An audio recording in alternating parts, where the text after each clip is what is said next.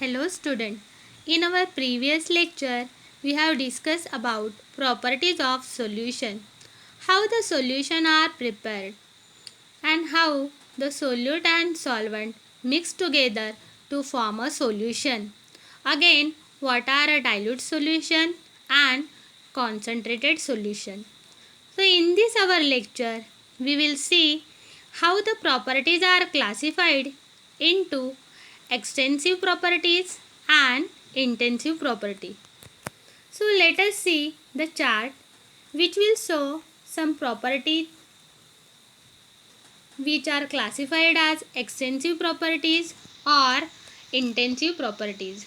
So properties such as boiling point, volume, freezing point, mass, density, length, color, odor, hardness, malleability, condensation point, weight, flammable, etc.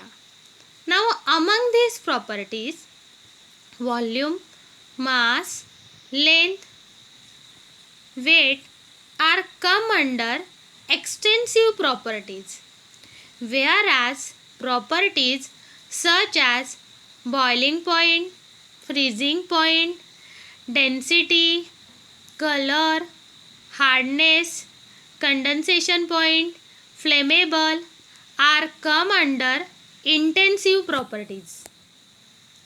Now what is the criteria to classify these properties as a extensive properties or a intensive properties? As we know, by definition, the properties which depend upon amount of matter present are known as extensive properties, whereas the properties which does not depend upon amount of matter present are known as intensive properties. So let us see the extensive and intensive properties in a brief. Some properties like color, odor, hardness, melting point, freezing point, boiling point, density, malleability, luster does not depend on amount of substance and they come under intensive properties. Now see the diagram or a picture in which some vegetables are shown. Now we will take simple example of tomato. If we eat one bite of tomato or we eat full tomato, is there any difference in a taste in a tomato? Of course, both the taste of tomato are same. Therefore, the taste is come under intensive properties. Similar with the chilies. We know chili is a spicy. If we eat one chili or a two chili, but its taste is a spicy. So again it come under intensive properties. Now the hardness.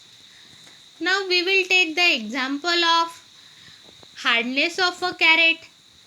If we touch and check the hardness of one carrot or so many carrots, there is no difference in a hardness. But if we take another example like the color or odor of the onion, when we discuss about the odor, if you cut one onion, then you can also recognize that it is a odor of onion. So all these properties such as odor, hardness, color, taste come under the intensive properties. Now let us see the next example in which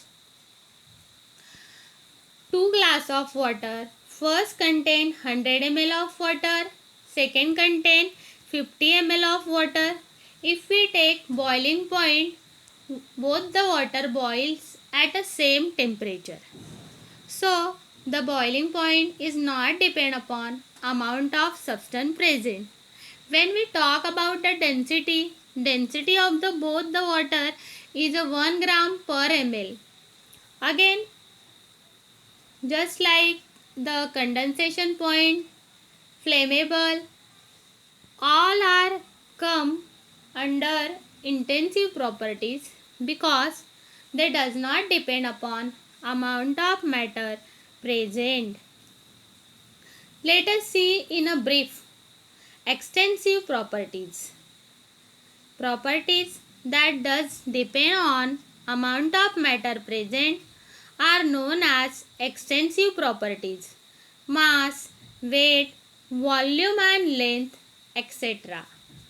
Now see the picture in which extensive properties are explained with a brief.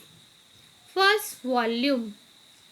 Now, the volume of water droplet is depend upon its amount, that is its size. If size is bigger, that is the water is large, so the amount is large. So it is volume changes with the amount of matter present. Therefore, it is the extensive property. Again, when you talk about the length of copper rod is greater, then length is increases with its weight and mass. Again, the mass, for mass we have to take the weight. Weight depend upon its length and weight. So, volume, mass, length and weight are extensive properties because they depend on amount of matter present. Now the intensive properties again shown with the graphs. As we know, they does not depend upon amount of matter present. See in a chart, example are discussed: boiling point, freezing point, density, melting point, condensation point, hardness, color, flammable, combustible and corrosive are all the properties of the substance that do not depend on the amount of matter present. So all these properties are known as intensive properties. Now see, I think you get what are the extensive properties or intensive properties. But student, remember one thing, the ratio of two extensive properties always give intensive properties. It is very much important to remember this point because we have the big example like we know mass is a extensive properties divided by volume. It is also the extensive properties. It will give density, that is a D. But density, as we have shown in a earlier slide, density in a both glass of water is the same, that is a 1 gram per ml, whether the amount is small or a large. So from that we get a conclusion, density is an intensive property and it does not depend upon amount of matter present. By definition of density, it is ratio of mass divided by volume.